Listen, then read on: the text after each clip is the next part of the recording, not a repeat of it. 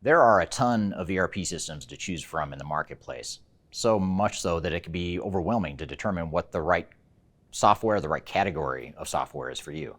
But what exactly are the different types of ERP systems to be aware of in your evaluation process? That's what I want to talk about here today.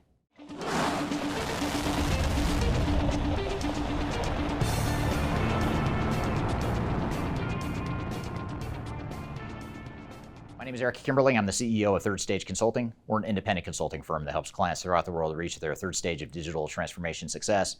And one of the things we often do in our digital strategy engagements and our software selection engagements for our clients is to help them navigate the world of ERP software. We help them define what types of software might be the best fit for their organizations. We help them select the right vendor and the best vendor or vendors. And one thing that clients often struggle with is just a general lack of understanding of all the different categories and subcategories of ERP software. So what I want to do today is dive into what the major categories of ERP systems are and what some of the strengths and weaknesses of those are, so that you can ultimately set the direction and focus your attention on the category or categories that make the most sense for you. Now in this video, I'm not going to go into every single vendor that's available in the marketplace. That would take hours, if not longer. But to learn more about specific vendors and the strengths and weaknesses and how they compare to one another, I encourage you to read our digital transformation report, which highlights independent software reviews and rankings for ERP systems and other categories of enterprise technology. It also includes a number of implementation best practices, benchmarks, and lessons learned. So I encourage you to read that by scanning the QR code in front of you, or you can click on the links below. Now, the first category of ERP software is something called Tier 1 ERP systems. And this category is probably the best known category of ERP software.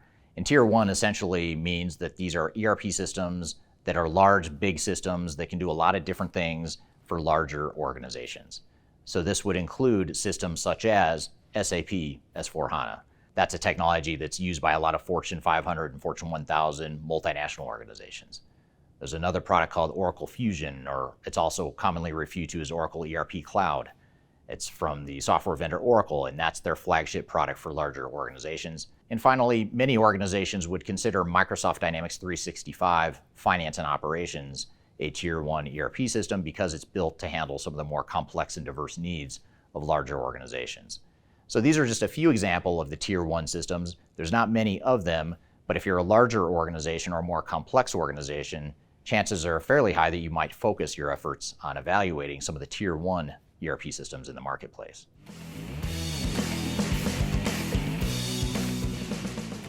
Now, another category of ERP systems is going to be Tier 2 ERP systems. And I'm just, for simplicity's sake, going to summarize all non-Tier 1 ERP systems into one bucket of Tier 2 systems. Technically, there's a Tier 2 and a Tier 3, but honestly, that's like slicing hairs. Instead, I'll just focus on one category of Tier 2, which is essentially ERP software that's not as big and complex and costly as a Tier 1 system, but it's more built for small and mid-size organizations. So this is where you run into systems like Workday, which is an HCM and financial ERP system. You also have examples like Epicor, DCOM, and Acumatica, which focus on the manufacturing and distribution space. There's also lesser known software vendors like Priority Software, which focuses on retail and distribution among other industries. So these are just a few examples of systems that are not the household names of Tier 1 systems, but they're also not extremely small systems. They're big enough to handle the needs of small and mid-market businesses and organizations throughout the world. Just a few other examples to round out the list would be organizations and vendors such as Infor. Infor has a number of different products that fall into the Tier 2 space, like Infor Cloud Suite, Infor M3, Infor Sightline, etc. You also have Oracle NetSuite, which is used by a lot of smaller organizations. And then you also have IFS, which is a vendor that's commonly used by field service and other types of organizations in the manufacturing industry as well. So this is not by any means a complete list, but hopefully this gives you a flavor of some of the different Tier 2 technologies that may not have the same name recognition as a Tier 1 system, but they can be very viable for specific industries and specific situations for different types of organizations, especially the small and mid-market.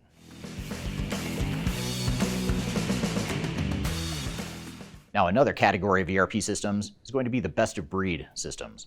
So far, I've talked about Tier 1 and Tier 2 ERP systems, which are primarily softwares that tie together in one system in an integrated set of business processes.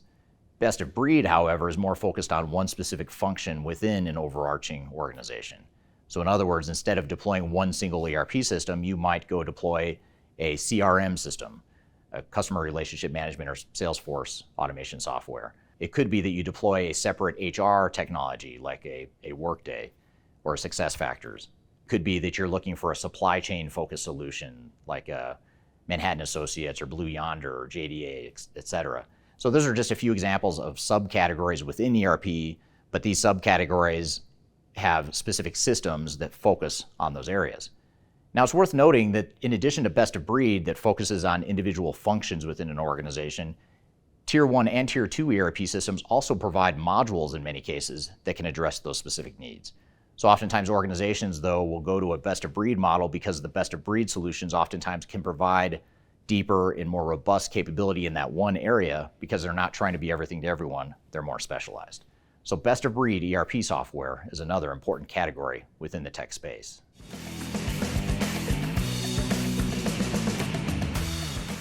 Another category of ERP software which may not be mutually exclusive, and oftentimes it overlaps with some of the other categories I talked about, the Tier 1 and the Tier 2 ERP systems in particular, is going to be the software platforms.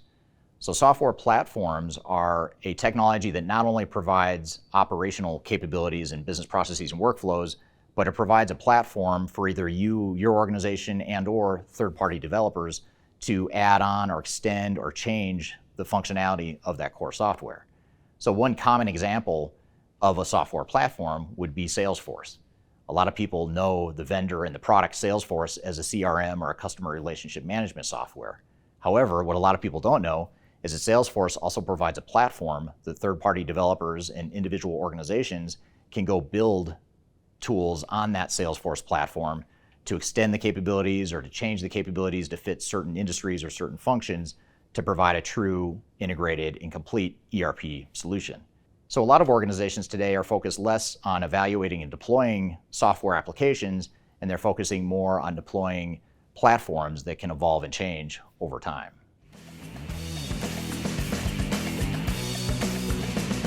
Another category of ERP software that is relatively new in the market is this concept of integration and interoperability. In other words, there's ERP type or ERP-like systems out there that don't necessarily provide all the workflows to do all the capabilities within the one software, but instead what it does is it ties together workflows and data flows from multiple systems. A lot like middleware back in the early 2000s or even going back to the 90s, but different. So, for example, products such as Palantir or Snowflake are two common interoperability types of solutions that help integrate solutions, and it also provides visibility at the business intelligence level to ensure that organizations have that ERP-esque sort of experience without necessarily having to deploy one single ERP software. So look for the interoperability and the integration tools in the industry to really become an emerging and increasingly important category within the world of ERP software. So this is a quick overview of the different types of ERP systems that are out there and the different categories to be aware of so that ultimately you can hone in and focus on the category or the categories that make the most sense for your organization.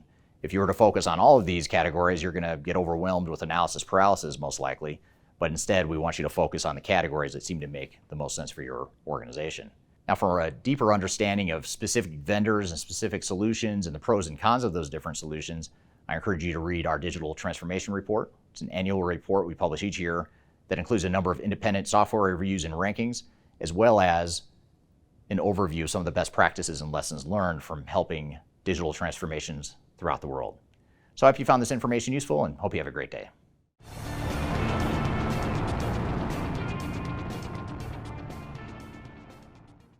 And then finally, many organizations would concept of integration and